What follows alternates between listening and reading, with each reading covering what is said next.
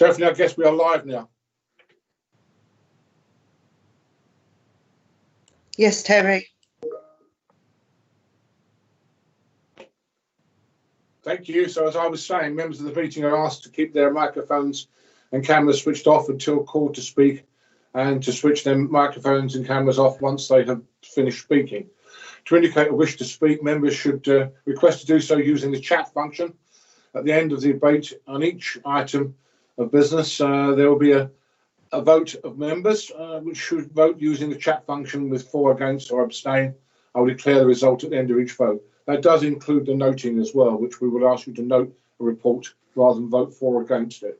Officers are in attendance and will keep their cameras and microphones switched off unless called to speak. Breaks will be incorporated in the meeting as appropriate if necessary.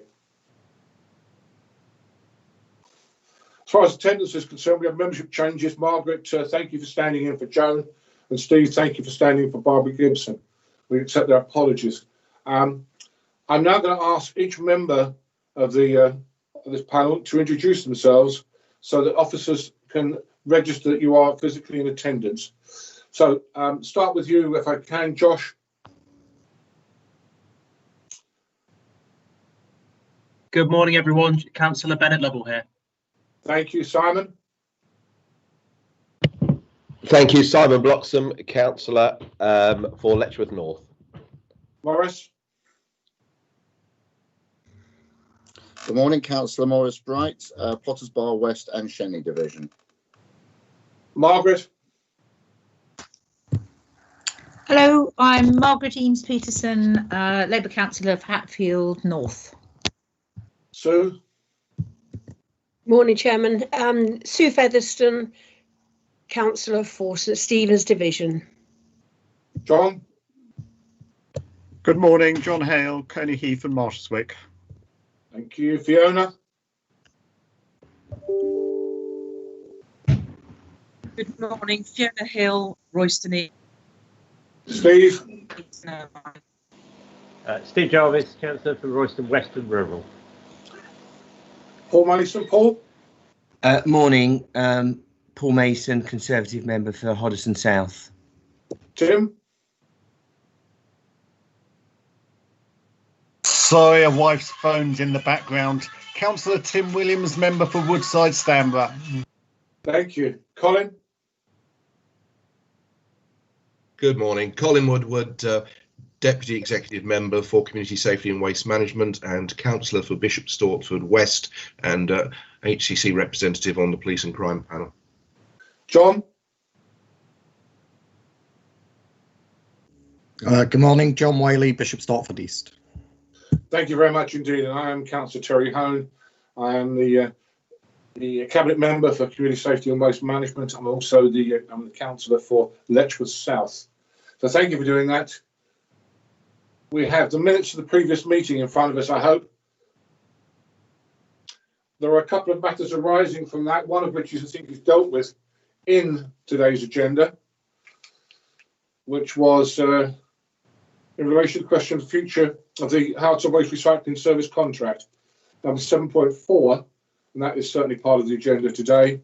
And I think there was another matter arising for the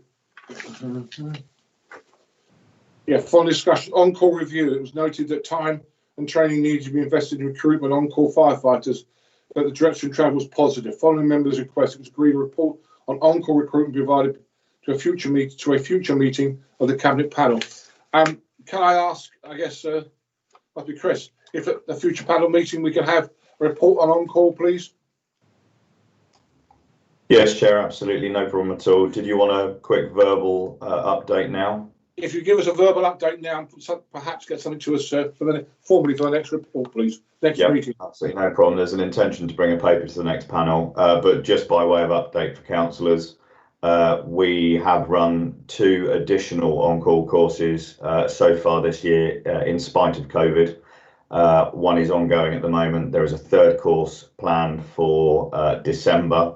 We anticipate, subject to those new starters making it through the process of training, another approximately 20 trainees to join the on-call stations. There's been significant advancement in other areas around digital, which includes the management of availability of those on-call staff. And as of the 1st of September, there is a new contract type. So instead of the 90 hours availability that's required on the traditional contract, we now have a new 40 hours a week contract, which will be more appealing and more accessible to a larger number of people within the communities. So huge steps forward from where we have been, and the plan is to bring a paper to the next panel to formally evidence that. Thank you, Chris. Can I ask a question on that? And I'm not asking any other comment too, but can you make sure that we do reflect also diversity in that when you bring that report to us and tell us those on-call firefighter recruitments, how they're going as far as a diverse firefighting forces and the projection of travel on that? Yeah, we gather all that data on all recruitment processes, so it'll be a matter of course, but no problem. Thank you very much indeed. We now have, that's the minutes of the meeting. Are we content with the minutes of the meeting? If anybody is not content, please wave and tell me so. Thank you. Public petitions, we have none in front of us. The next item is an update from the Police and Crime Commissioner, David. David, I realise you have to leave before 11 o'clock. Can I suggest that we keep this to a 30-minute session then, because I know people may have questions. So over to you, Police and Crime Commissioner, and welcome. So thanks very much, Terry. I'll try and talk for 29 minutes then and have a whole 1 minute's worth of questions. You may come in and say pause there, yeah? You've got my report in front of you. Rather than walking through that, I thought what I'd do is just reflect a little bit, as I haven't been with you for a few months, where we're at broadly in terms of community safety and criminal justice. And I suppose, like most things that we discuss at the moment, there's been a huge impact of COVID on crime, but actually it's one of the few positive stories. In Hertfordshire, we've seen a reduction in crime. I'll come back to that, but one of the reasons it might have been is extra police officers, but I think probably it's more likely to have been COVID, or at least a good combination of that. You'll remember the council tax precept was put up last year so that we could recruit more police officers. We were at around about 2,000 and some, weren't we? We're well on track to, I think, be at 2,141 officers by the end of the year. I was checking my stats this morning and one of them said we were there already, but we're well on track to be there by the end of the year. And by the end of March 2022, we'll have 2,310 officers, which will be a lot more than we have ever had in Hertfordshire. So hopefully that will have a positive impact on how safe people feel and on crime as well. Crime over the last 6 months is down year on year by 15%. There were 33,000 crimes across Hertfordshire to mid-September, which is a significant reduction. That's all crime, not crime harm. That's all crimes. So that goes from criminal damage through to murder. So you know that takes them all in at the same level, which clearly they're not.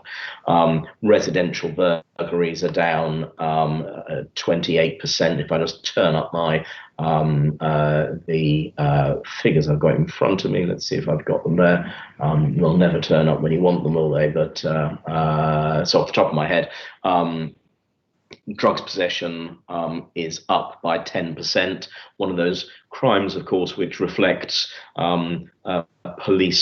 proactive policing. The more you go out and look for drugs, the more likely it is that you're going to have drug offences. That's up to 1,244 over 6 months. Shoplifting significantly down. There have been a number of other sort of COVID issues, if you like. ASB has gone up, and that has quite a lot of that has been around how we report neighbours reporting people who have breached lockdown in some way or other. And I suspect that as the rule of 6 comes in, that we may find more of that. But the constabulary is going to have an approach still of educate first rather than enforce first. We were in the middle really in terms of COVID enforcement notices.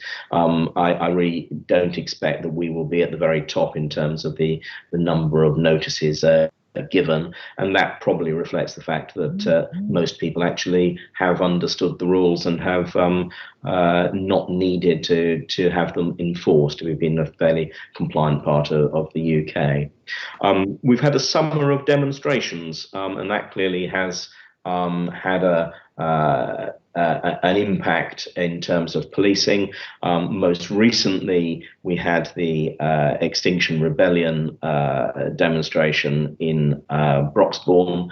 A difficult thing to police. I'm not a police officer and don't get involved in the operational side, as you know, but this was a very, very difficult demonstration to break up. Very sophisticated lock-ons which had taken place, and the constabulary were congratulated in the House of Commons by the policing minister for the way that they managed to do that. But it was a long-term demonstration, it felt like, and one which, of course, struck at the heart of free speech, which many of us will so passionately wish to defend. And I was not the only person to be very alarmed by the implications of it. We also, of course, have had a number of Black Lives Matters demonstrations. I think they have been handled well by the constabulary. There have been questions of the constabulary about whether or not they should be allowed to take the knee. I think that the chief constable has called it right. It's his decision, but I think that he does need to be able to reflect on how operationally he should look. Crowd control should be done, and if part of that an officer particularly wishes to show solidarity in taking the knee, I look on that as being solidarity around not around one of the protected groups, in the same way as flying the LGBTQ flag from our buildings. And it's something that I think he has got right, but I recognise is a very, very difficult area. With regard to criminal justice, I am concerned the COVID impact has meant that courts, for the most part, have been closed. That's perhaps not quite how it would be reported, but certainly there is a very, very big bottleneck, which means that cases are not getting through court. That is a real concern for me, because justice needs to be swift.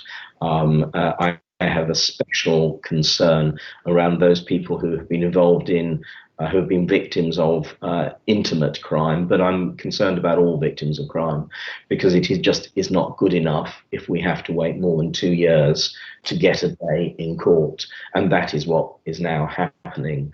And I am fearful that especially people who have been raped, for example, they often cite that the trial process is even more traumatic than the rape in the first instance. Having to then have that in mind for 2 or 3 years before they can then have to live it all through again. A lot of people will say, I don't want to go through that. And we're trying to put support in place for people. We've got a brilliant Beacon Hub, and we've got very good specialist services to support people in terms of wanting to go to trial. But I think the best support we can give is to make sure that the court's open, and I'm working very hard. I sit on a National Criminal Justice Board and seem to only speak about this backlog at the moment, but it is something we've got to get right. And I know that colleague councillors have helped, colleague district councillors have helped in trying to offer up buildings for Nightingale courts. We've got a Nightingale court in Hertfordshire, in the county council at Stevenage, but that really is about use not for criminal cases, and there is the criminal courts that we really need to open up. So I've got a concern about that, and it's one that we need to keep banging away at. I will be at the Justice Select Committee in due course. It's been postponed. A number of national things seem to have been postponed, but the Justice Select Committee has been put back about a month, but they're looking at courts and probation, and I will continue to make the same case. With regard to probation, I think there's some other things that are working really well in the criminal justice system. We seem to have managed to join up the system better. It's work in progress. That the bringing back of the CRCs, the lower risk end of probation into the probation service has started taking place, and with that there seems to be a greater willingness to work together on things like integrated offender management. Anyway, I don't want to take too much more of your time, so that's just the highlights as I see it, and I think I can see a number of people who want to speak, and I'll shut up for a moment. Thank you for doing that, and thank you for your input there. Yes, Maurice, I think you came in first. Yes, thank you very much indeed, Mr. Chairman, and thank you, David, for your presentation. It's without doubt been an interesting time. I use that word in inverted commas. Once we get away as elected members from the essential services that we have to provide, we're able to turn to the agencies that we work with. And of course, we work very closely with the police. My first comments, of course, would be that we would like to thank all the officers for the great efforts that they have put in Hertfordshire.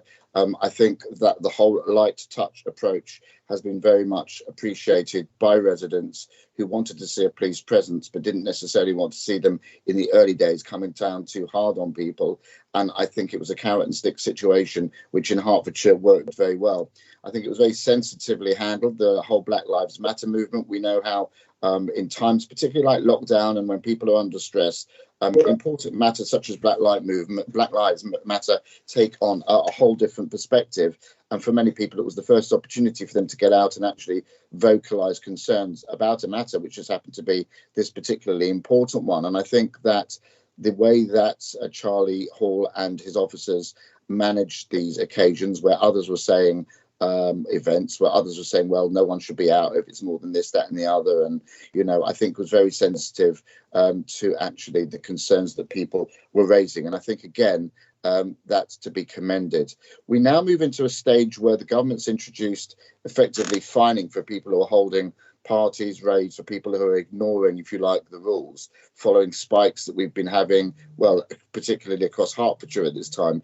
I know from communication that I receive that residents are very keen to see these raves and these parties stopped. And I believe there is support out there for the police enforcing the rules. And I'd like to know what your view is, because I believe on this occasion, a harder approach, once people have had an opportunity not to do it, who then decide to do it, would actually also be supported by residents. David, you want to give a short response to that before we go to Yes, I mean, I agree with, I think, everything that Maurice has said. I thank him for his support of the constabulary. With regard to, operationally, how will they do it? I will leave that entirely to the Chief Constable to decide how to do it. But I think that he will still be led by this desire to ensure that we're not really going to be enforcing in a way which is heavy-handed. But that said, this isn't the first few days of COVID. People know the rules a lot better now and know what they should be doing. Most people are working within it, and I take his point, and I will ensure that the Chief Constable is aware of his concerns that we do need to be seen to be enforcing. I think that it needs to be done sensitively, But clearly, we won't be in the situation where the rules are ignored, and the police recognise that. Thank you. Josh, you want to come in now? Please, yeah, thank you. I'll keep the comments and my two short questions brief. I think firstly, the Crime Commissioner raised a point around free speech in the Extinction Rebellion protest. I do also think it's important to remind ourselves that free speech also carries with it the right to assembly and the right to protest, and those people had a democratic right to take action in the way that they saw fit. I have a quick question around the drug possession.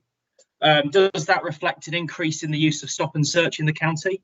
And if so, to what extent has stop and search increased? I'm not suggesting that it has, but is that a suggestion that it has been used more widely?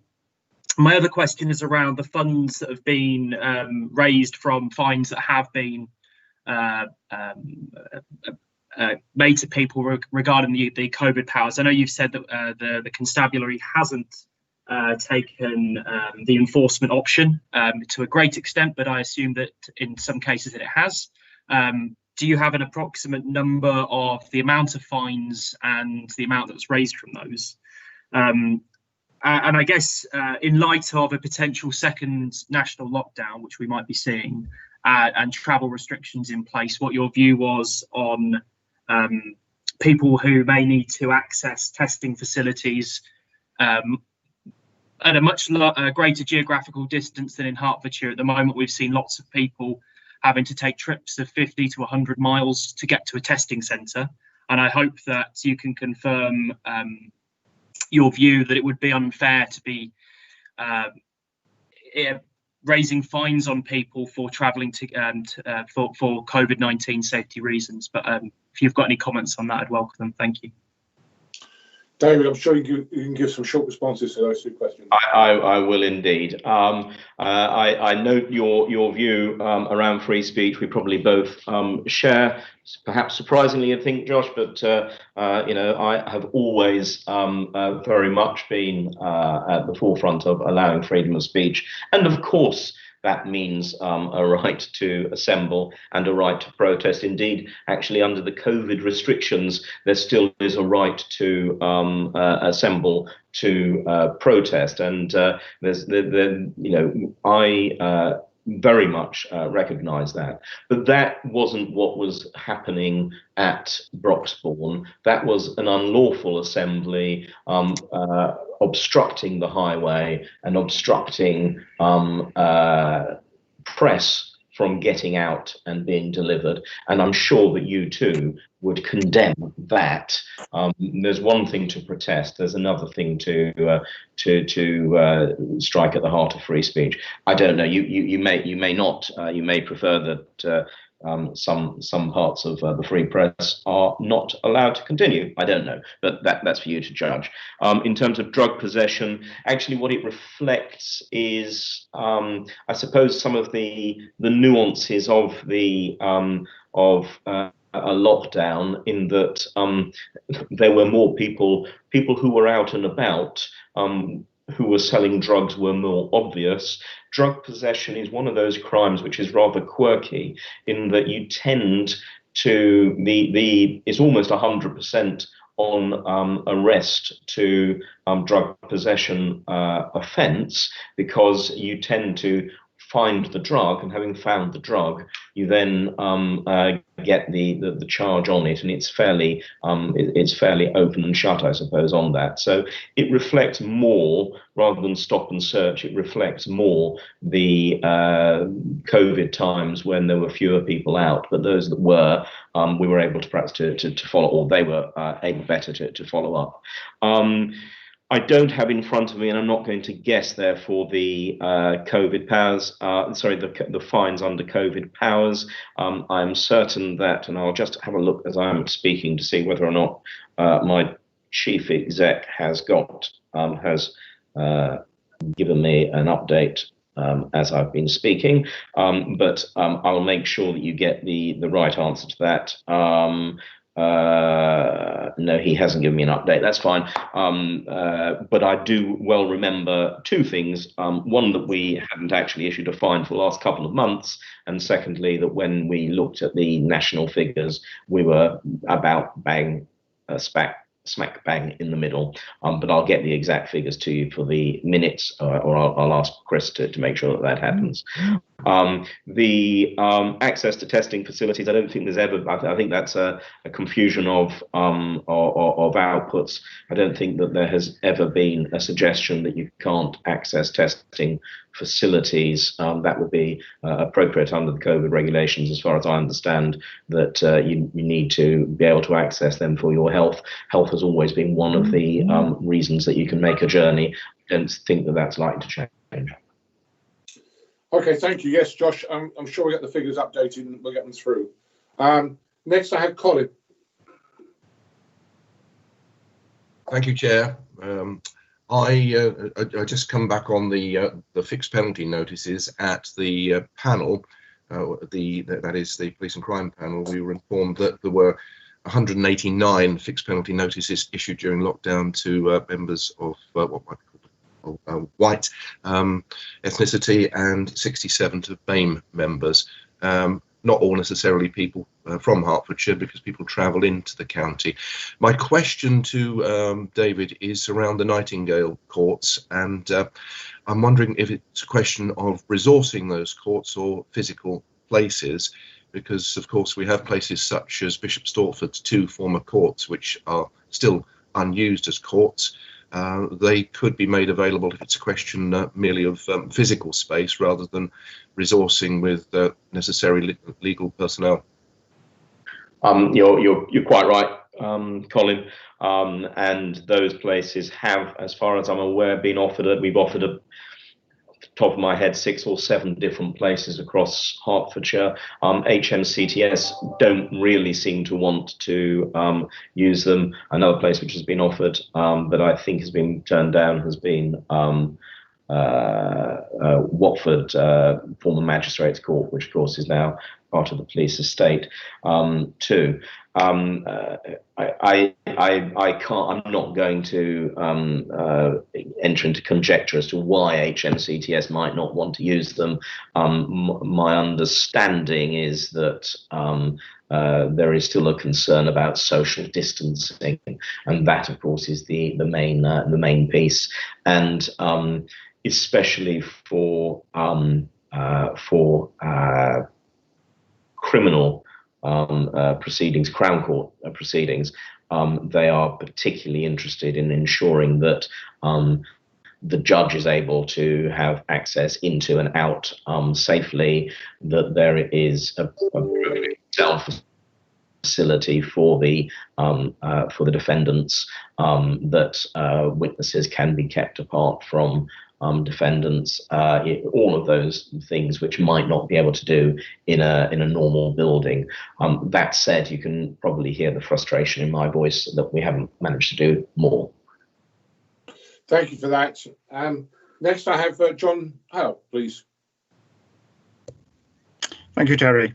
And David, thank you very much for your time this morning and for you sending us a copy of the annual report. I noticed in the annual report you talked about the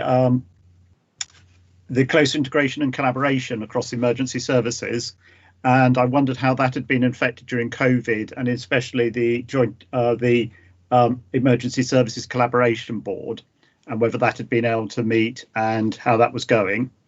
And then secondly, and perhaps even more importantly, I understand that the Home Secretary has on a couple of occasions recently spoken about the opportunities presented by the additional recruitment to continue to diversify the police workforce.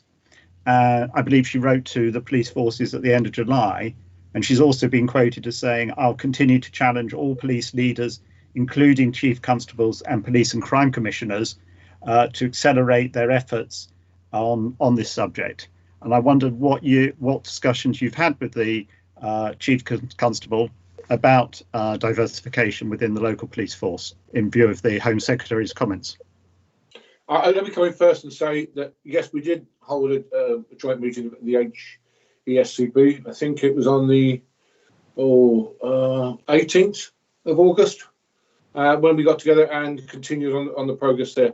But so David, you want to add something? I'll come in if I think you missed anything as usual. But I don't think I've got a lot to add. I mean, I think that we're working well together. We're looking at we're continuing to look at projects. I know you've got a property item you're discussing later on, but we're continuing to look at projects. I think that we are really of a belief that if we can do something together in terms, for example, of estate, that we will try to do it together. Clearly, we've got to make sure that operationally that works. That's the most important thing. But where operationally it does work, we think that there are real advantages, and I think that argument's been won around trying to work together, but not just with with the estate. I mean, things like we've had over the last few months, we've had some real success in joint operations. For example, using our drone, using the Fire and Rescue's drone, which then mainly the drone and in fact the helicopter mainly is used around missing people. The drone has that capacity as well. We've had some really great wins around that, and some people who are still alive today who wouldn't otherwise have been, frankly, if we hadn't had the drone capacity. So that's worked really well. You asked John another really important question, which is how we have an even more diverse workforce. It's been something that I think we've been trying to do for many, many years. I think diversity isn't just around race, it's around sexuality, it's around gender, and it's around, but it is also around race. I think that in terms of gender and sexuality, we're doing really very well. In terms of the race, I acknowledge that we still don't have sufficient people of colour in very senior positions across the organisation, and it is something which I continue to talk to the Chief Constable about. I'm also actually trying to find ways that I establish a better sounding board. I was only this week meeting with a peer who is particularly interested in diversity, and I'm trying to think of the best sort of sounding board around especially the Black community, the Afro-Caribbean community, because there is I think there's a perception across the Black community, especially that the police are racist. I do not believe that they are, but I think that I need to understand that better, and I think that that's part of dialogue. Because, and why is it important? It isn't important because of numbers, but it is important to ensure that anyone who goes to report a crime feels that they are going to be listened to with equal worth. They will be, but they need to feel that they will be. And I think also it does link into the issue, the difficult issue around which Josh mentioned around stop and search. I was talking only yesterday to a Cambridge professor, Larry Sherman, the criminologist, around disproportionality. And I think that we do need to start doing some real work around what numbers are on the street at what time of day when people are being arrested, for example. But I think also we need to do a lot more work around the violent crime which affect people disproportionately across different communities. Across the UK, and I haven't got the figures in front of me for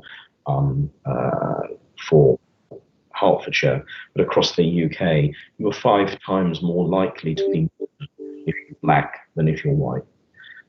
That is a scandal which we just need to sort out. And for the most part, the murderer, the criminal, has also been it's a black on black killing. We need to make sure that we defend all members of our community, and that might mean that we disproportionately need to stop and search people for carrying knives disproportionately if there's good reason to believe that they're carrying a knife. So I think that it's going to be a really quite difficult time, because I think that we need to show disproportionality, because we need to be fair to all. Thank you for that. Margaret, we've got Margaret, Tim and Fiona to speak. And if we can make it brief, please, because said the Police and Crime Commission are going to leave pretty soon, in which case then there's no point in asking your question if you can't get a response. To you, Margaret. Thank you, Chair. I'd quite like to ask the PTC about, he mentioned that ASBO behaviour has gone up a bit in COVID, and we've actually experienced that. I'm now Mayor of Hatfield, and we have had some really some instances of ASBO behaviour in our sports hall car parks in COVID. And it's really a solution to this when I know that the police are thin on the ground, and whether CCTV, you have a commitment, and I was looking at your annual delivery plan, item 3, appendix 2, that you've mentioned, I think number 44, and actually involves drugs, which is item 3, and item 14 and item 67 in digital strategy to try to overcome this, and whether you would help us in investing in CCTV. We've actually we've committed to CCTV, but discovered that the monitoring in the town centre can't work because of the IT and it not working with trees in the way, and whether the police could help us with that in your commitment to digital strategy to solve things. Well, first of all, congratulations. I hadn't realised you'd become Mayor of Hatfield. Congratulations on that appointment, and thank you for reading the plan in such detail. So thank you for that. I suppose the straight answer is that I am very unlikely to fund CCTV. That's not within my ability in terms of budget. That is a district, or normally a district, or perhaps even parish responsibility. So I'm not going to start funding CCTV. But you know that my genuine belief is that we would be far better if we broadly had one budget, a pooled budget, so we weren't then saying, it comes from this budget or that budget. And the reason I'd like a pooled budget is I think we need to work in a more joined up way, and I think that CCTV is a helpful way of ensuring that people move on from areas. An even more helpful way, I think, is to ensure that there is proper patrolling of hotspots and crime harm spots. And there is some evidence from Western Australia that if a police officer visits a location at least once every 4 days, that crime falls significantly. So I think there are also ways of just looking to see what the patrol plan is. And clearly the operational bit isn't mine, but you can see, we've got extra officers coming, and I would hope that that would help to reduce some of those issues. We would love that. But unfortunately, I know that's not possible at the moment. Just to clarify, no, we would pay for the CCTV, and there is already monitoring in the town centre. We want to join up with it, and it's a stupid IT fault that means that it apparently can't get through. So we already have the setup. I just would like to make it work, because it would at least be better than no police patrol. We would love the police patrol. If we could have that, that would be brilliant. And perhaps I could flag that up, actually. Well, again, you need to talk with your local chief inspector. You need to get involved in that sort of problem-solving issues, just so that it's on their radar, and I'm sure it is, and I'm sure you will have done. In terms of the IT, I'm not certain how I can help, but it sounds as if it's something where you're 90% of the way there, and if it is an IT hitch, In Welwyn Hatfield, I'm trying to think, the owner of the, I can't, I'm afraid, off the top of my head, and you'll know better than me, who actually owns the CCTV. I think it's a joint one in Welwyn Hatfield with, I think, isn't the Welwyn Hatfield one linked in with Stevenage and various other places? Stevenage does run a number of them, certainly runs North Hearts, I know that, and so it's been happening. I can't remember, but I'm very happy to get to facilitate further discussion if that's likely to be helpful. But I would have thought the best place to go is directly to the Borough Council. I will try to do that. It's Newgate Street as well. It's the first time. Thank you, Margaret. Thank you, Margaret. Thank you. Thank you, Terry. Thank you, David. Yeah, it's another COVID type related question. There's been much emphasis from the government and from highways authorities like Hertfordshire County Council in promoting and supporting active travel. It's great to get people out there, out and about, walking, cycling. However, safety does seem to be compromised due to speed in vehicles, as there's also seemed to be an increase in speed in vehicles at this time, particularly in residential roads. Can the police put greater emphasis with enforcing speed limits in these residential roads and therefore support the active travel message that the government and highways authorities are doing?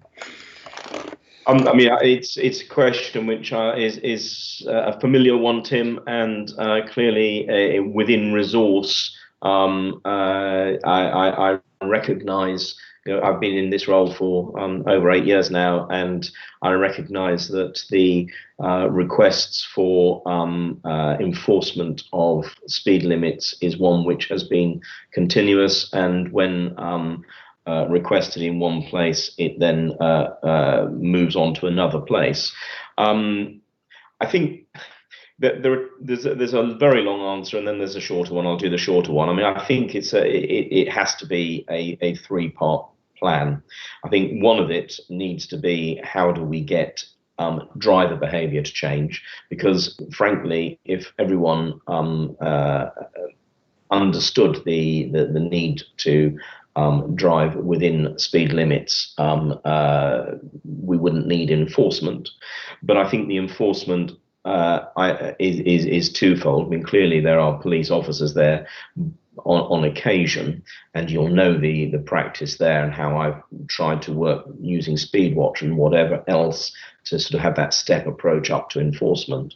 But I also think that the various SIDS and other types of enforcement, that's an informal type of enforcement, but then police cameras perhaps is the best way of doing it. So and I'm very happy to see how we can work together on that. And you'll know that and there's a new speed management strategy coming out, as you're aware. I've commented on that, and certainly I'm willing to continue using the funding from fines for speeding, which goes into the pot to continue to educate and to continue to help fund for SIDS and other enforcement cameras.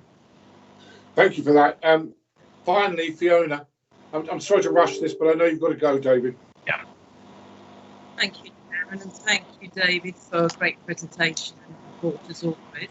And you probably be relieved that my question doesn't relate. Fiona, your sound is not very good. Can you hear me now? Just about. It's still not very good, but we can hear you. Okay. My questions relate to whether there's been an increase in domestic abuse, increase in numbers in domestic abuse, and also in your report you referred to fly tipping and 9 districts being involved. Just wondered if there's any reason why all 10 aren't. And if I were a better man, I would remember off the top of my head which the 10th was. It's been slow progress in terms of fly tipping. I'll come back to that. The first question was increase in domestic abuse. There has been a marginal increase in domestic abuse, but not as bad as was feared, nor as bad as was suggested it would be by the domestic abuse charities. Their helplines have been very, very packed. And that was a surprise that it didn't come through into the figures, but a pleasant surprise all the same. What we need to do is to continue working cross-sector as we are with the county council very strongly, and within our own domestic abuse unit, to ensure that those who have not yet reported but have been the victim of domestic abuse do report, and there's been some sort of success around that over the last few years. So the numbers are higher by about 10%, but not as much higher as we feared. In terms of fly tipping, I can't remember, but my phone has just buzzed, so someone else might remember for me. I can't remember which the 10th one is, but it is, I think, because there was still a concern from councils that they didn't want to have sort of extra fly tipping to have to deal with. I think was broadly the issue that was there, but Terry probably remember better than I do which one it was and why they're doing it. No one's given me the answer there. That's all right, because as I say, Terry will remember which one it is. Which one is it? So Morris, Bunty Morris. I think it's Hartsmere. But yes. In fact, my press guy has said it's Hartsmere. So Yes, you're named and shamed, Morris. You can say why you don't want to. Always happy to help. Go the extra mile. Thank you. Right, Fiona, are you happy with the 10? Yes, thank you. Right, David, I realise it's 5 to, you've got to go. I do. Thank you very much for your input. I'm sure we do appreciate it. When you've gone, we are going to take a vote just to note your report. Apparently, we have to go through the process. I'm sure you'll miss the feedback from the police and crime panel, but I don't know whether Chris will be here or one of your other colleagues will be here. Chris will give me the gory details, I imagine. Of whatever happens there, yes. He's raised his hand to say that he's somewhere, so by waving at. So thank you, David, very much indeed. Good to see you all. Look forward to being able to do it in person again soon. Take care. On that note, then, colleagues, what we have to do apparently is we have to go on to chat and say that we have noted the report. So if members could go through onto chat and just put that they've noted the report, please.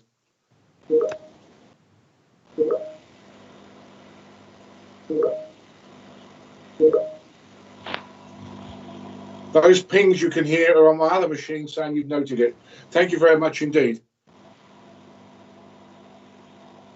The next item on the agenda is the police and crime panel update from Colin Woodward, who has a bit of a cold at the moment. Let's hope it's just a cold. And so over to you, Colin. Thank you, Chair. Right, the scheduled July virtual meeting had to be postponed due to technical difficulties, which I think most that have been involved in these virtual meetings will be familiar with. The agenda rolled over to the 11th of August, which was also held virtually. At that meeting, the Chair and Vice Chair were reappointed, along with the 2 independent panel members, and the full minutes of the meeting and a link to the recording are on the panel website. The subcommittee also met during the period to consider a complaint against the Police and Crime Commissioner in line with its powers under the elected local policing body's complaints and misconduct regulations, and this is referred to on the panel website. Their adjudication was that the complaint was not upheld.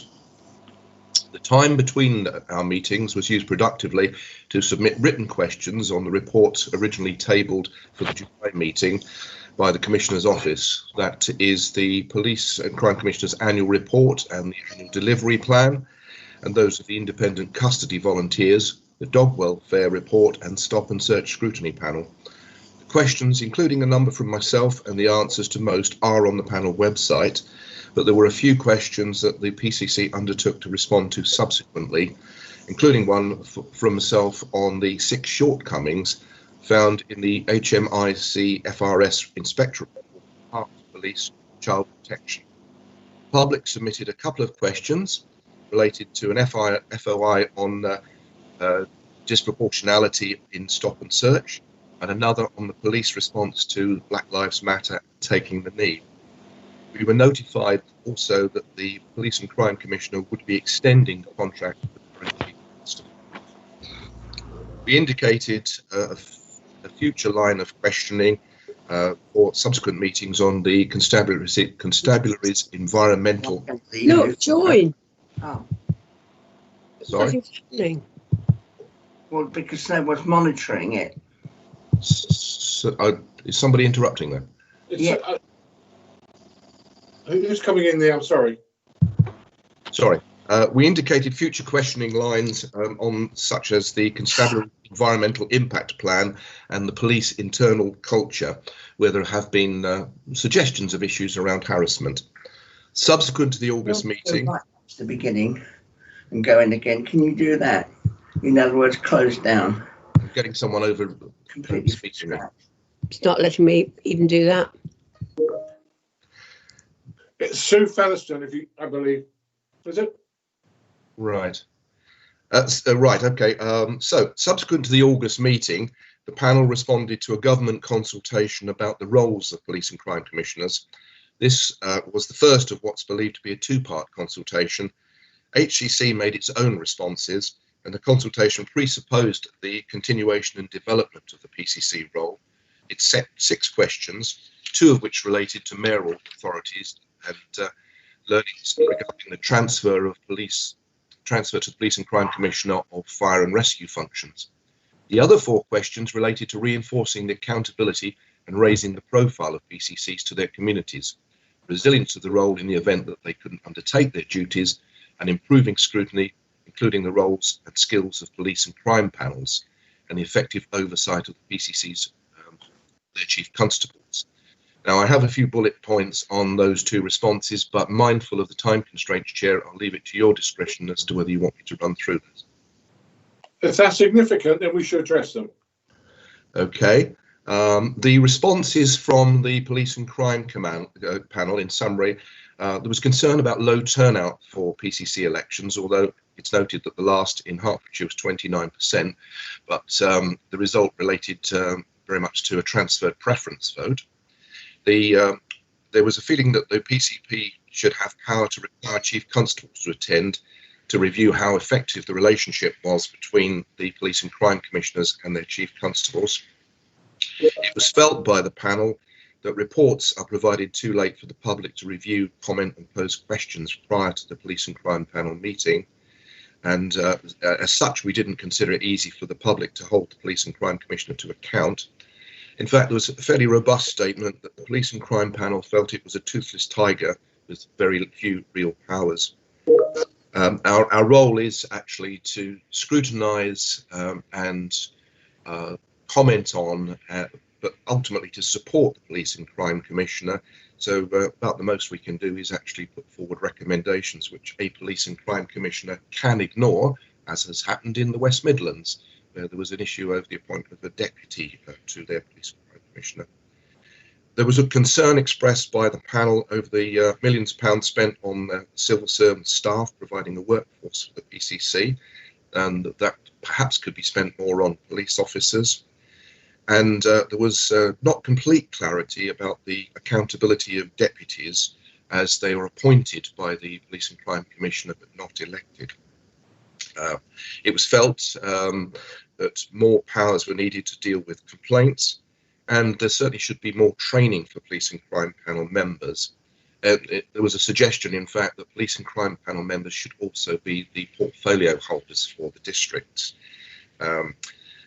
Perhaps from the point of view of the panel should be a system of recall for serious wrongdoing, but there needs to be clear identification of what constitutes grounds for wrongdoing and recall.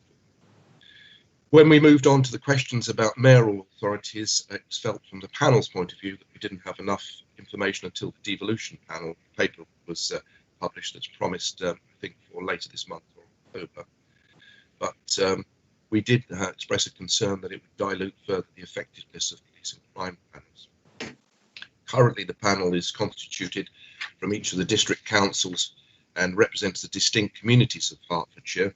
A mayor with the responsibilities of the Police and Crime Commissioner presumably be in charge perhaps of a single unitary authority, and it's not clear under such arrangements how panels such as ours would be constituted and how scrutiny of the Police and Crime Commissioner / mayoral PCC could effectively be delivered on behalf of the county's distinct communities.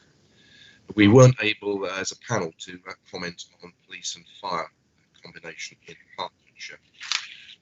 That is the response of the police and crime panel to the consultation. As I say, there was a separate response from Herts County Council.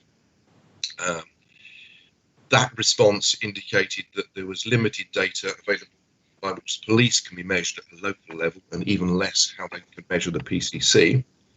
Interactions in Hertfordshire could be considered as effective, but it's questionable that this provides useful intelligence through which the public could hold a PCC to account, even through the relatively blunt tool of the ballot box. And in terms of the role of PCC, the resilience was questionable given the single point of failure it creates. The role needed a deputy that has a mandate to step into the role if the PCC is genuinely unavailable. Perhaps this could be an elected role. The HCC response was different to the panels in that it did not believe it would be appropriate to introduce a system of recall or feel that was necessary, and there was a risk that actually could be used as a political tool, which would add little benefit for the public. It was felt that it might be appropriate to consider strengthening the PCP's involvement in Chief Constable contract extensions, because we were simply notified of contract extension and weren't required to actually be involved in any way. Then turning to the emergency services and relationships with fire and rescue authorities coming under a mayor, it was felt that unless all emergency services are in scope for consolidation under such a leader, it was of limited benefit only to consider policing and fire. To date, there appears to be little appetite for other emergency services, particularly ambulance service, to be included in this approach. And the view of HCC was that there was little that could not be achieved through the strong collaboration between the emergency services that already exists in Hertfordshire. So, in summary, that's those are the responses. Yeah, thank you for that. I certainly got, and both you and I participated in the HCC response, which was sent by Owen around the way that we felt that that particular panel, the police and crime panel, in fact, the way it could scrutinise the police and crime commissioner, we felt they needed a lot more teeth. There's no ifs and buts about it, and they need a lot more training and teeth to do that. To be honest, so I think that much of what we said was, HCC said, was similar to what, say, Colin, the police and crime panel report was. The principles are, yes, it's an essential part of scrutiny, and they should be held to account. And really, in this day and age, they appear not to be the way in which we would like them to be, the way in which we scrutinise, certainly at County Hall. Questions coming in? I have certainly somebody would like to ask questions. Sorry, someone can see. John H. Yeah. Thank you, Terry. Thank you, Colin. And firstly, I'd like to echo the comments Colin made about Toothless Tiger, because having observed the panel on a number of occasions, I could sense the frustration some of the members have in their limited ability to scrutinise the police and crime commissioner. I did just, Colin, want to throw something in your direction as something that I would be pleased if the panel could follow up on, which is the question of diversity and recruitment. The Chief Constable did make some, useful comments about, his hopes in that area, but quite frankly, I've looked at the police constable, it's at Constabulary's own website, etc., and it does look like they are at the moment. I would question whether they're taking this seriously. So I'll put it as blunt as that, and it'd be useful, I think, if the panel could perhaps look into that one as well. Thank you for that, John. Yeah, it's something which we are very keen and enthusiastic about, and when we see a gap, then we should be waving a flag and encouraging to the point where we make ourselves a nuisance on it. Because we said it earlier to the Police and Crime Commissioner, you heard me say it earlier to the Fire and Rescue Deputy Chief Fire Officer. I'm sorry we got your title wrong, Chris. So the principles are, yes, we are pushing for that, and we need to push more for it, and we should always continue to do so. Yeah. Oh, and Terry, would it be possible for you to circulate the response HCC made that you've just referred to? I see no reason why it shouldn't be. Okay, thank you. Perhaps I can ask officers to remind me to do that, please. Thank you. Perhaps attach it to the minutes is the answer. Right, thank you very much indeed. So now what we have to do, thank you, Colin, we have to note the report of Colin on the police and crime panel. Can we note it, please, on the chat? Just put the word noted, please.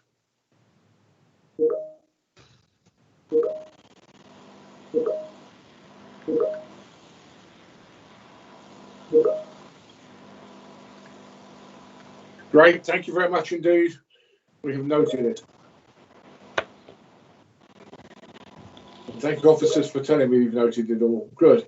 The next item is the Household Waste Recycling Centre contract update. Yes, Erin's going to present this, but Matt, you want to come in first?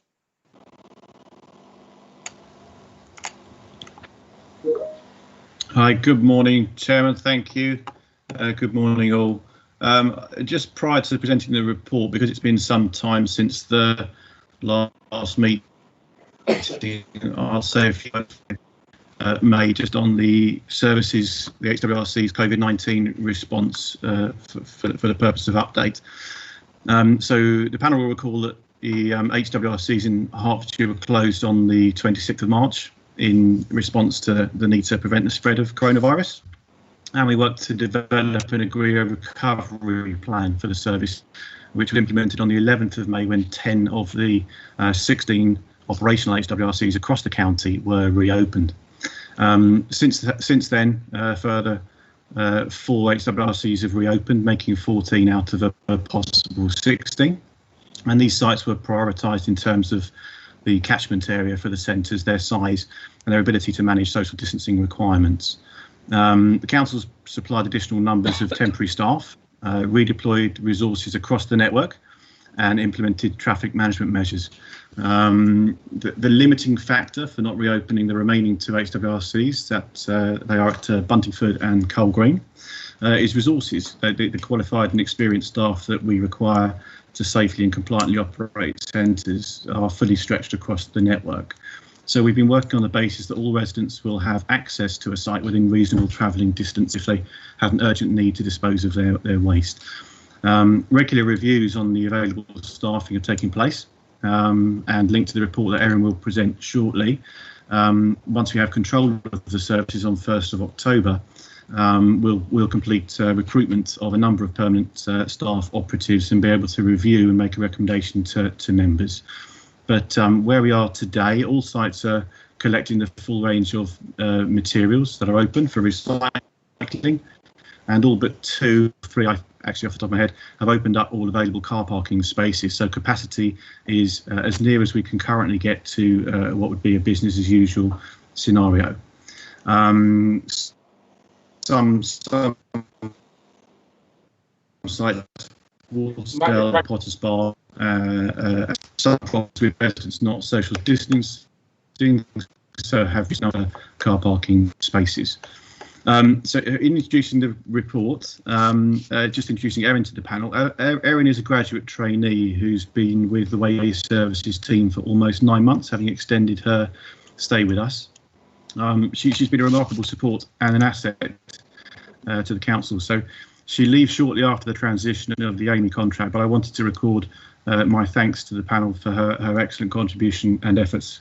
And on that, I will pass over to Erin, if I may. Thank you, Matt, for that very much. Yes, I echo that, Erin, as well. I've been involved with you for the past few months, to say the least, to make sure that we're going in the right direction. And thank you for the energies you put into it on behalf of the waste management team as well. So good on you. Thank you very much indeed. And I hope you continue your progress with HCC. So on that being said, we are now going to go into the report and see what we have to say there. Thank you. Absolutely. Thank you very much, Chairman. Thanks, Matt, for your kind words as well. I'm just going to share the report on my screen. I'm hoping that is a normal process, just so I've got something to refer to and you can see what sections I'm talking about. So if you just give me a moment.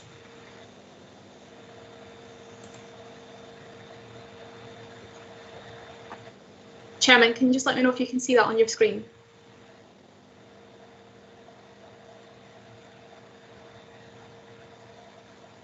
Yes, yep. You can see it. You can see it. Perfect. Okay, thank you very much.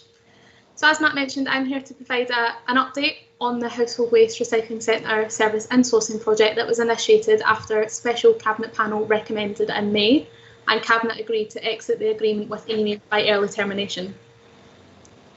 This report includes background information, which panel members will be aware of and has been included in previous reports, and it is included for reference. The first key update that I would like to provide is related to point 2.6, and that is that officers have signed a formal and binding deed of settlement, which confirms that the agreement with Amey will end on the 30th of September 2020. And this ensures that there is no delay to the transition, and HCC will take direct control of the service from the 1st of October 2020. The deed of settlement is full and a final settlement. It is a clean break, but it is subject to a limited number of exit obligations that must either be met by Amey by the 30th of September or met through financial sums for items that cannot be met by the end date, for example, full site and asset reversal to the council, and require conditions to ensure sites are fully operational and fit for purpose. This project has been managed by a cross-departmental project team chaired by Samuel Aries, and it includes officers from the Waste Management Unit and across the Resources Directorate. Colleagues from the Improvement Team have also been involved to provide project management support and ensure that timelines are met and risks are appropriately managed. Several high-level work streams were identified which are necessary for successful insourcing of the service, and they're shown in Table 1 below. I'm now going to move down the report and refer to this table to provide key progress updates, specifically updates that have been made since this report was written on the 28th of August 2020. So I'm just going to scroll down now to refer to this table. Before I provide these specific updates, I'd like to say that overall, this project is on track. The insourcing will take place on the 1st of October. There are some risks that have been identified, but they all have sufficient mitigations, and as such, this project is overall rated green.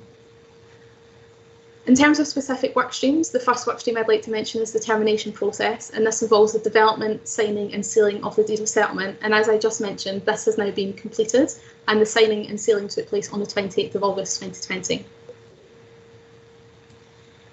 The next work stream is the operations work stream. This includes several key deliverables which are essential for the operation of the sites, such as environmental agency permits, return of centre assets and property from Amey to the council, the branding of the sites, and the transfer of the call centre function from Amey to our own customer service centre. The first key progress update I'd like to provide is that site surveys have now all been completed, and works to be completed by Amey are currently being agreed by both parties. Any outstanding works that are not completed by the 30th of September will be met by financial sums recharged to Amey as per the deed of settlement. There was an identified risk around the transfer of Environment Agency permits by the 1st of October. There is now a planned mitigation whereby Amey will temporarily retain these permits and HCC will be permitted to operate under these circumstances. This has been agreed with the Environment Agency and they're happy with our approach, and this is a key mitigation to ensure that the sites are allowed to continue to operate for residents while the formal transfer is completed. Amey have now also provided all health and safety documentation, which has been reviewed by Waste Management Unit officers and our internal health and safety team to ensure it's fit for purpose and compliant to our regulations for 1st of October. An audit of all branding across the website and the sites themselves has been completed, and changes will be implemented between the 30th of September and 1st of October. And overall, this work stream is rated green. The next work stream is related to the transfer of Amey's current subcontract arrangements. This is primarily waste collection and disposal services for the recycling centres to ensure that these services continue. So transfer from Amey to the council. This workstream was rated amber, however there's been significant progress in the past couple of weeks. Namely, we have spoken with all suppliers and they are happy to continue working for the council and providing services post 1st of October. The formal documentation for this process, namely deed of novations and direct award service contracts, have now all been drafted by legal and are with the relevant parties for agreement and finalising. We are confident that all necessary services for the waste collection disposal at our sites will continue post 1st of October. So there was a risk identified, but due to significant progress, this has now been downgraded. Our HR work stream's primary aim is to ensure the TUPE of approximately 70 staff from Amey to the council. Again, this work stream was rated amber, but there's been significant progress in the past 2 weeks. Namely, A finalised employee information list has been provided by Amy to the council. This is now with our HR colleagues for a review to ensure that SAP and payroll is set up for 1st of October. A second tour of all the currently open recycling centre sites was completed by Matt King and HR colleagues on the 11th of September. This was to engage staff further and provide them with more information on the transfer and give them a bit more information about the waste management unit itself and the team that they are transferring into.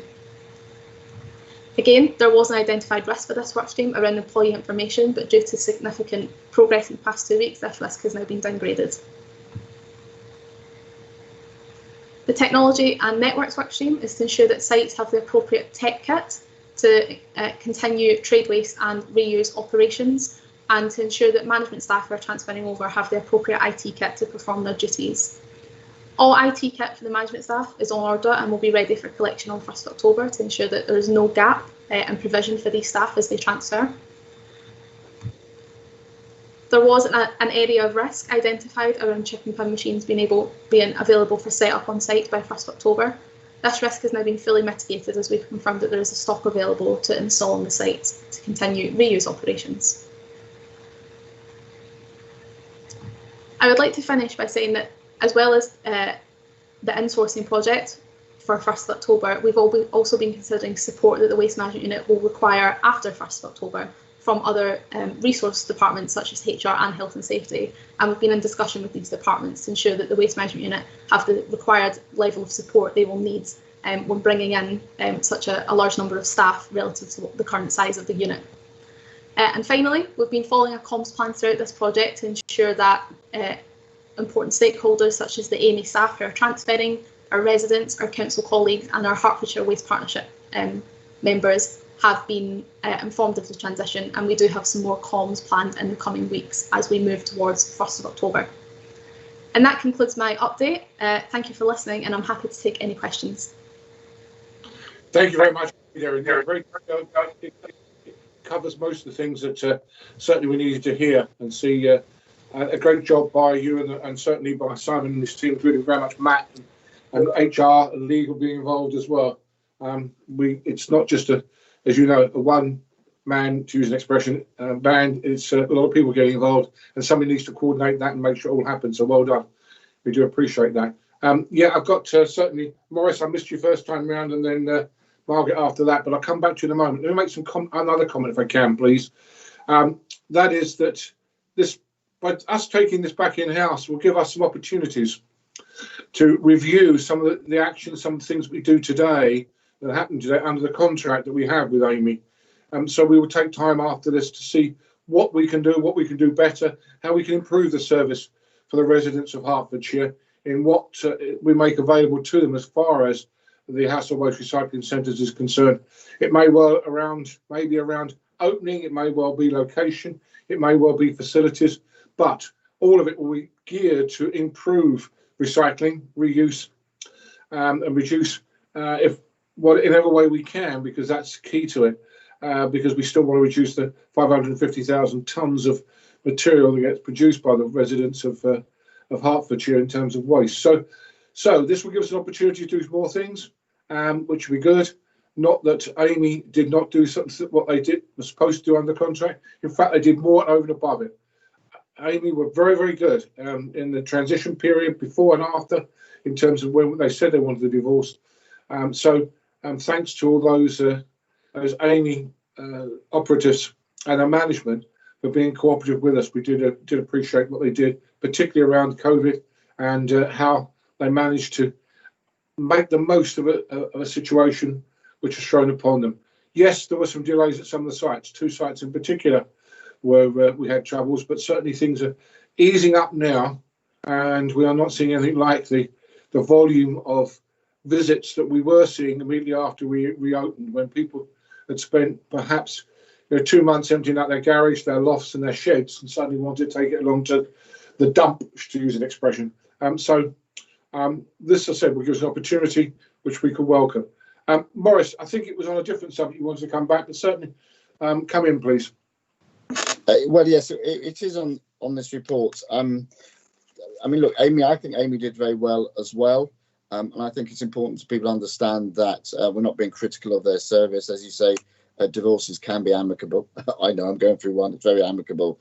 I think this is fortuitous, but taking it in-house, because what we still don't know post-COVID, and as we're going through the next stage of COVID and beyond, and the number of people who are now working, not just working from their homes, but will continue to work from their homes, we really do need to get a better understanding of what the needs are by way of waste disposal, and also what we therefore as a consequence need to do to increase and improve the recycling offer, to ensure that in these changing times, even if we end up picking up more, that we're able to recycle more. Because as you say, what we don't want to do is keep putting it in a hole in the ground, not just because of the attacks associated with it, that because of the sheer immorality of sticking stuff in holes in the ground. So I think that bringing it in-house will allow us an opportunity to start examining across Hertfordshire what the future is now, as people decide not to necessarily go back to the offices, maybe only 2 days a week, and therefore as a consequence what additional waste they may be generating through their work, or just from having more people at home for more of the time. So while thanking Amy for their work, I do welcome the opportunity this affords us, and hope that it won't be too long before we as a panel can start looking at some of the thoughts of officers, so we consider what more we need to do. Thank you, Maurice. Yes, certainly we've seen an increase anywhere between 10 and 15% in the volume of waste and recycling coming out of certainly residential properties and going either into curbside collection or going to recycling centres. And as you quite rightly say, Maurice, that's due to people working from home and generating more rubbish there. We've seen, of course, one would assume a reduction in business waste, particularly on the types of things that sandwiches come in, and perhaps paper and cardboard. I think, Margaret, you wanted to come in. Yes, thank you, Chair. It's paragraph 2.6. There is a very tricky issue to do with Coal Green.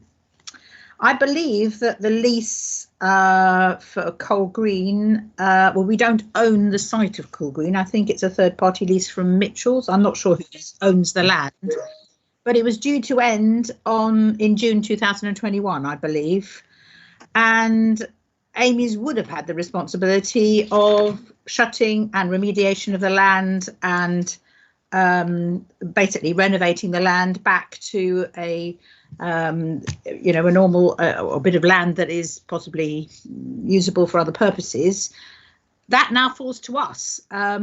So in that contract, well, there's two issues. One is, how much is this really going to cost us now, or how much are they charging Amy for this clean break where they now will not be the people doing it? And obviously that was signed on the 28th of August, I hear. So I'd quite like to know how much that they are really contributing to that.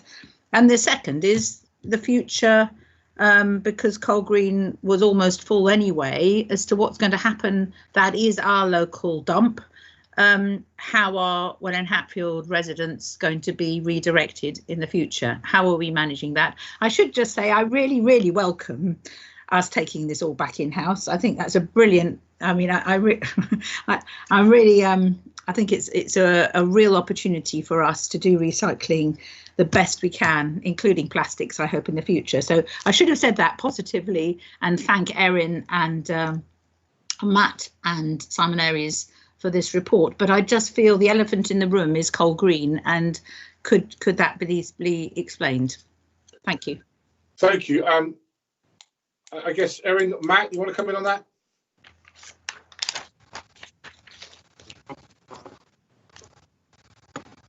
If it's just happy to answer to that. The answer to the question is that Amy actually wouldn't have been involved in any case in terms of land negotiations or lease extensions. Those matters are directly between the HCC and the relevant landowners. So whilst there's a mixed bag, if I could term it that way, of ownership, the County Council does own the vast majority of the household waste recycling centres. But Coal Green is one that it does not. The land is owned by Tarmac, and we pay an annual lease. That lease comes to an end in March 2021, And what we do and have done is instruct property colleagues to enter lease negotiations for extensions to that lease. In terms of the long-term future, the panel will be aware of the joint project with Welwyn and Hatfield Borough Council for the joint redevelopment of the Chewing Road depot, which is currently serving for waste collection purposes for the Borough of Welwyn and Hatfield. That will provide a significant improvement subject to the award of planning permission, which I understand is imminent. If we're successful there and the project can proceed, then we should have a significantly better HWRC for the residents of Welwyn and Hatfield to use. I believe timescales subject to the planning would be in the order of 2022. So we look for a short-term lease extension for coal to then segue into a brand new purpose-built site. I hope that answers the question, Chair. Margaret, before you come in, please, to the Chair, I would add, if I may, that there's nothing on the agenda today that says, as far as we are concerned, that Coal Green will close as a site for the residents. But as we say all along, if we can have super sites dotted around the county, like we have at Wardour, and like we have at Weir, and like we're planning certainly for Stevenage and, what was it say, what happened over there, Chewing and such like, then the whole of the county. We're also planning one for Baldock as well, that neck of the woods, when the big extension goes on there. So lots of things we're looking at here to provide super sites for the county. And when we do that, we will then, of course, look at what other sites are perhaps beyond their useful date and perhaps beyond their safety date. So come in, Margaret, back again. Sorry, thank you, Chair. Sorry. So just to clarify, the full responsibility for remediation of the land when it closes actually already falls on Hertfordshire County Council anyway, is that right? And presumably I'd quite like to know the cost that is estimated for that, because I don't know it.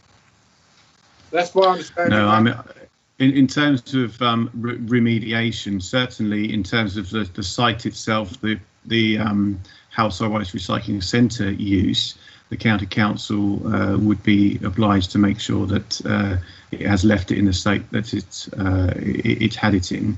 But in terms of the wider area of land and ownership of Tarmac, it's Tarmac's land. So it's much of that area is a former landfill site. That does not rest with HCC, it's in Tarmac's ownership. So yeah, the specific relatively small concrete pad where we've had secure site operations for some time is not a high risk on our agenda in terms of when we exit that lease arrangement. Thank you. Thank you, Matt. Thank you, Matt, for that. I've got Tim wanting to come in next, but Sue, welcome back again, by the way. Now you've got power back. So, Tim, over to you. Yep, thank you, Terry.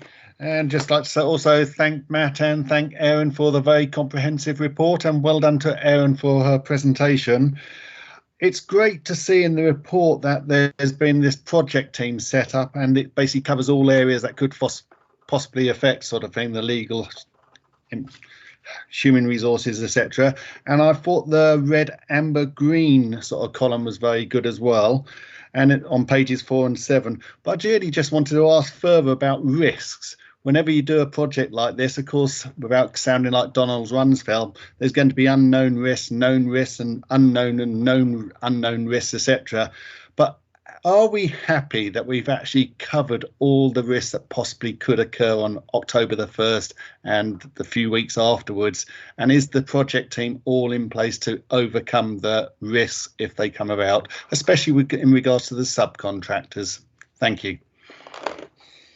Erin, you want to come in on that? Yeah, I can comment on that. Yeah, absolutely. We have a full risk register where we've recorded all risks. That's both related to the setup, so pre 1st October, and then moving on to thinking about after 1st October and the sort of the day one planning, week 1, month 1. What are those actually going to look like, and what risks come out of those? So it maybe wasn't covered fully in this report because I was focused on making sure we're ready for 1st October. But after 1st October as well, we're also planning for what those first few weeks are going to look like, and any actions and risks that come out of those are going to be recorded as well. Absolutely. Thank you for that. Yes, as you quite rightly say, Tim, something may occur that removes the goalpost. We like to think we've taken everything into account, and they've worked very hard to make sure they do, taking every eventualities, but there's no telling what happens in the world, particularly in this day and age. Right, thank you very much indeed for that. I think we've got to a situation where we understand what's going to happen when it's going to happen. I do need you again to note the report, if you can, please. So going back on to chat, can you please note?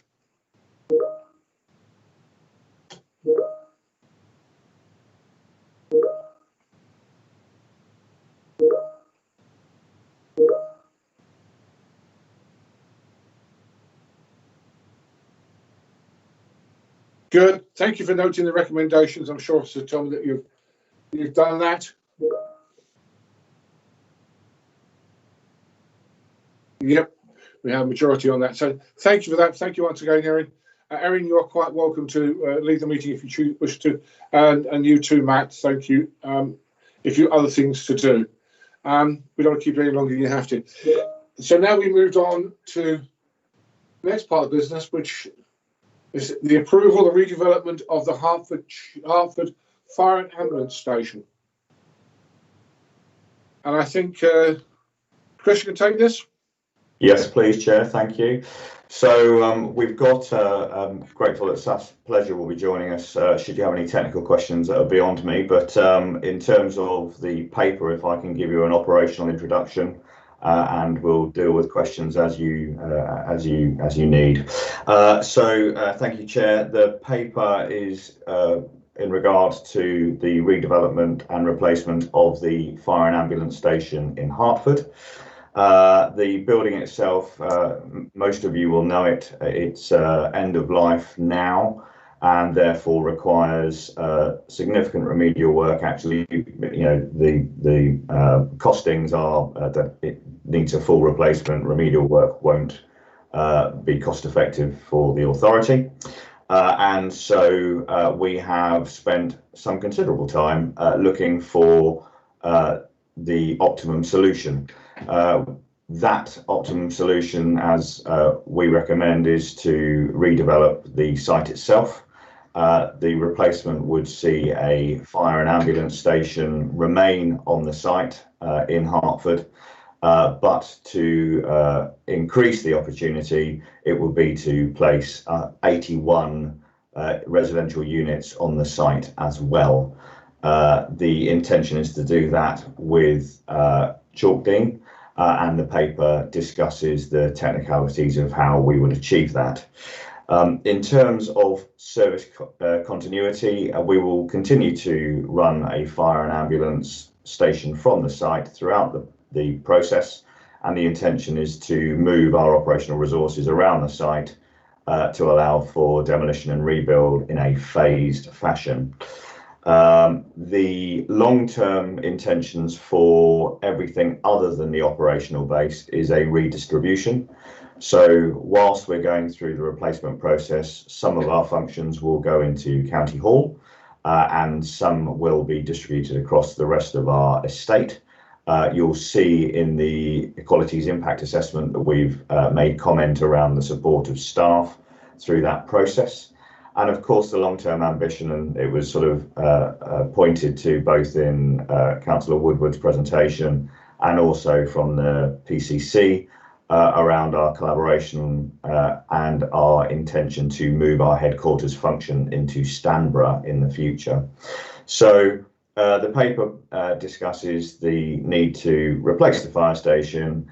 We have a plan for our other assets within our headquarters function, and throughout the process, we will maintain an operational cover base for Hertford.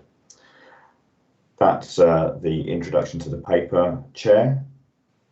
Thank you very much indeed. Yeah, comment there is that you'll notice that we have the opportunity to go into part 2 of the report as well.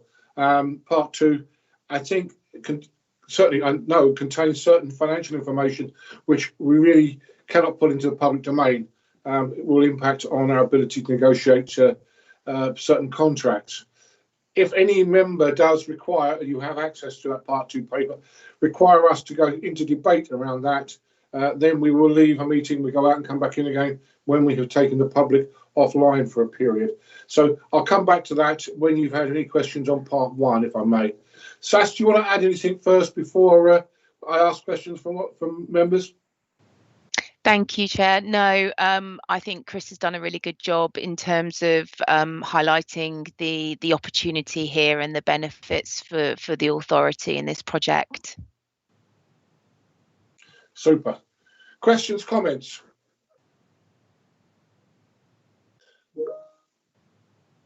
Yes, we have somebody. Sorry, I just pressed my button and it'll tell me that. Steve J, sorry, yes. You have a question? Yeah, I understand from what's just been said, but perhaps you can just confirm this, that the intention is that the new building will just provide the operational fire facilities, and that there's no intention to re-provision the headquarters functions, which I understand are on the site as part of the new building. Is that a correct understanding? Absolutely, Steve. Yes. The whole plan, a part of the negotiations, discussions we're having with the Police and Crime Commissioner, is to move our headquarters to Stanborough Lakes, to be with their headquarters as well, so to even further improve the collaboration and cooperation at the top level. Whilst those things go on at the bottom on a day-to-day basis, we want to ensure it happens at the top level. So the headquarters will temporarily decant and will end up at Stanborough when that facility is available, which we hopefully will not be in the future. You want to make a comment on that, Chris?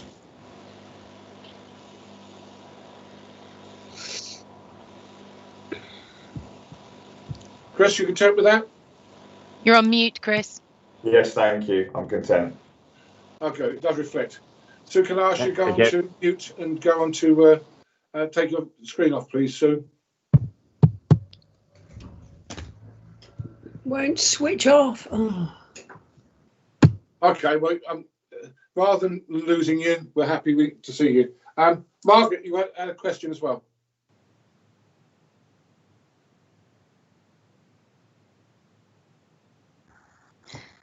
Yes, I'm a bit concerned, really.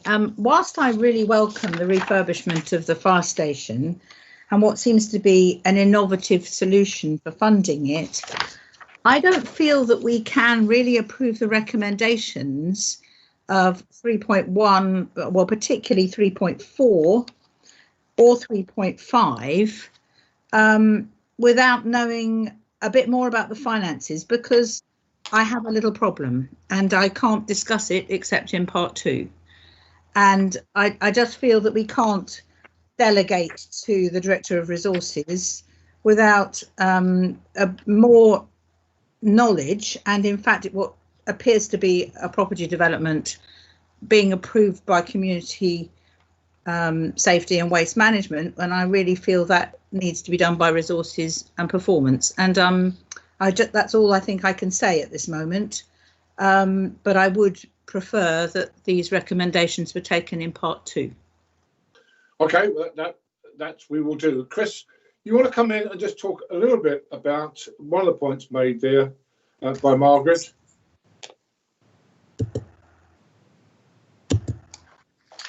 Which would you like me to address, Chair? There was one. Sorry, Margaret, something you said there, which I think we can handle in part 1 of 3.4. Oh, yes, members. I think it's going for Executive Member Resources and Performance. So it's going to both panels. It's not going just to us, it's going to them as well, Margaret. So I just thought that Ralph would be here to address us, and he's not. So when it said on the front, you know, executive members, you and Ralph, I had hoped Ralph would have been present today to have explained, because it is a bit complicated and I'm not sure that I agree all of it. So, but as I said, I don't think I can really say this in part 1. Okay, hold off. Part 2. Hold off then if you don't feel comfortable putting in part 1. Sash, you want to come in? I just wanted to say that it's going to the resources panel on the 1st of October, so it will be approved. They've already had an informal meeting and were content with the project, but it's going for formal approval on the 1st of October. Thank you. Do I have see any other comments coming in?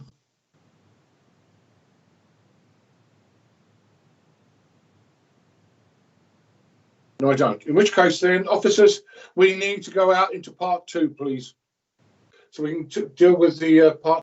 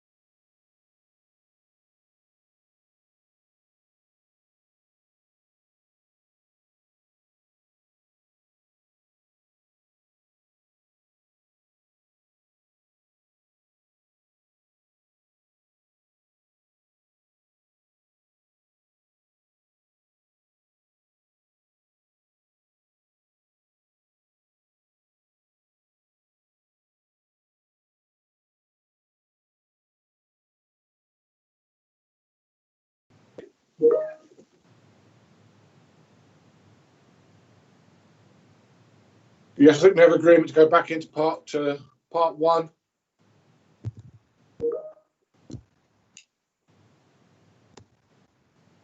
And therefore we can go back into allow the community to see that we're discussing. Are we open again, officers?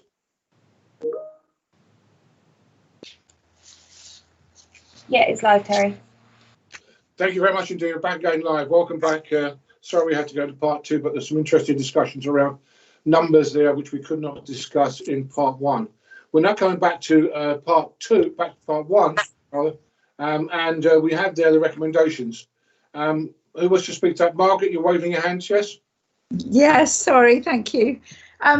So in trying to get a solution to this, I just believe that 3.1 should not say approves, it should say notes the proposal to, and then notes the proposal, and then 3.2.3, because I do believe this needs to be discussed properly at resources and policy and not here.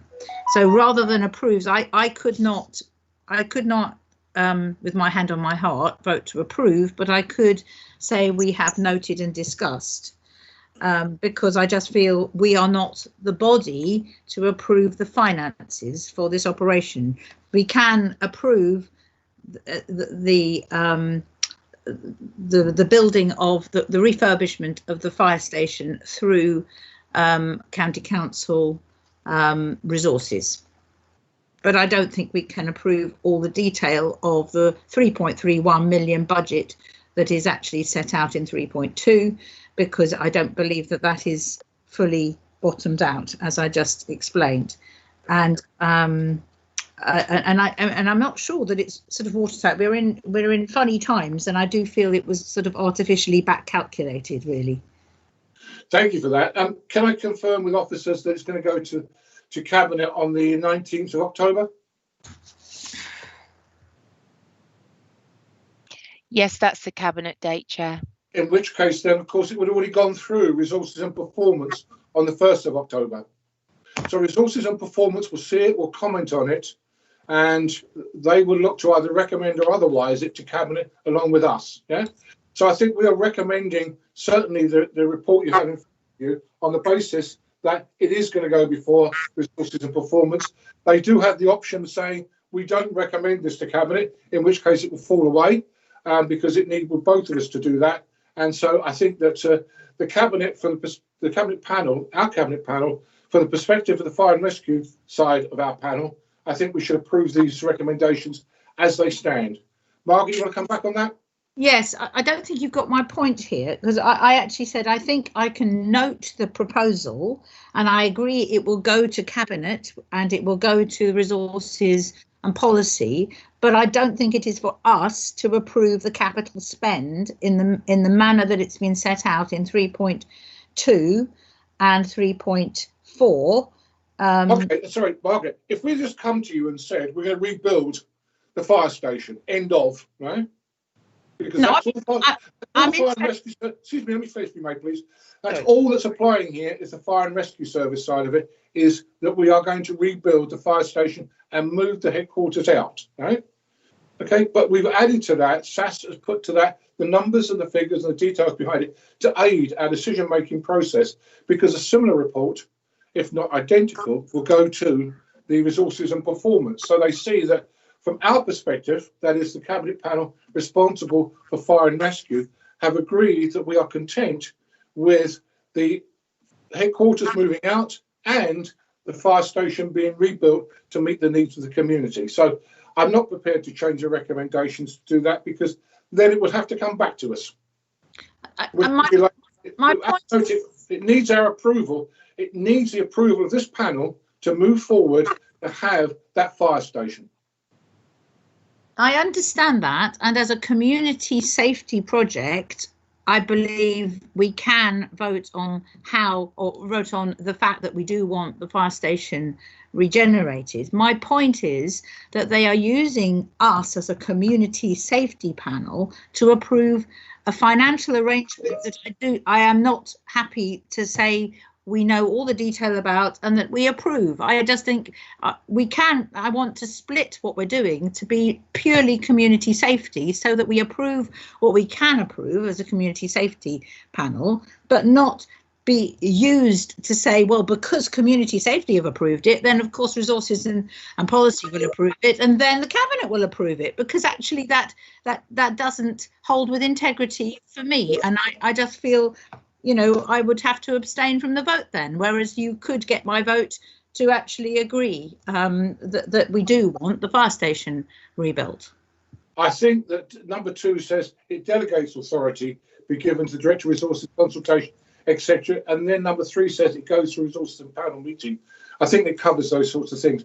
Let me just take some comments here, if I may. Let's vote. One comment to explain my position before the vote, since we're back in the public now. Certainly, Joshua. You want to come in, Josh? Please, thank you. Only to say, in the part 2 discussion, we had some more detailed conversation about the numbers on offer. But I just wanted to say, you know, for me, I wasn't sent to become a county councillor to approve, you know, what will become large profits for private property developers. You know, I was sent to protect and improve community interests and services. Now, I absolutely see the need to improve the fire station, and I think that's incredibly important. But I cannot approve the proposal that's on the offer based on the package. OK, so I just wanted to make that clear to the public. Thank you. Thank you. Now we move to the vote. Officers, can we move to the vote, please?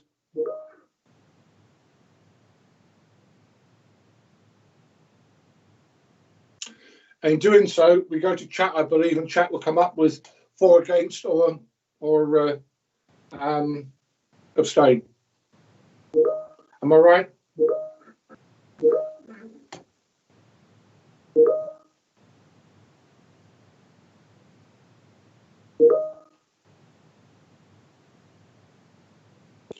Do we have approval? Do we have 4s or against, or officers?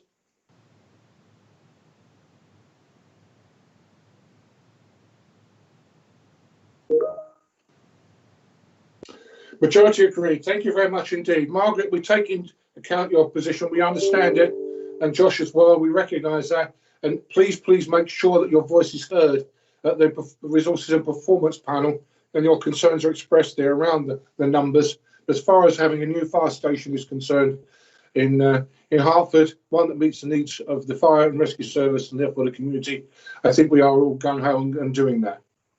So thank you, Cabinet panel. As far as I'm concerned, there is no any other business other than to say thank you for the way in which we operate in this, and I hope you're all given the opportunity to voice your opinions and to recognise that under these environments we have to do things slightly differently when it comes to waving your hand and putting in chat and these sorts of things. Normally I just look at you and you just look at me and I recognise you wish to speak. So thank you once again for your participation. We've gone slightly over the 2 hours that we normally have.